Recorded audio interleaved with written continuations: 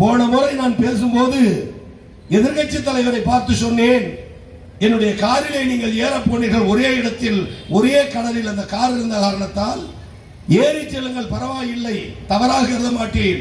ஆனால் ஏறி போகும்போது தயவு செய்து கமலாலயம் மட்டும் போய்விடாதீர்கள் என்று அன்றைக்கு சொன்னேன்.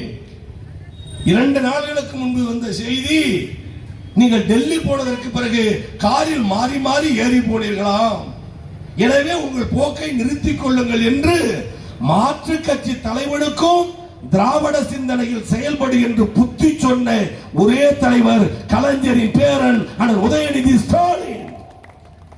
நாளைக்கு அதிமுக வீட்டுக்குள்ள யாராவது இப்படி பேச சொல்லு, பேசுவீர்களா? பேச முடியுமா?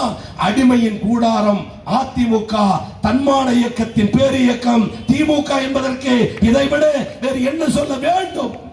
என்ன சொல்ல வேண்டும்? செய்திகளை உடனுக்குடனும் துல்லியமாகவும் தெரிந்து கொள்ள சப்ஸ்கிரைப் பண்ணுங்க.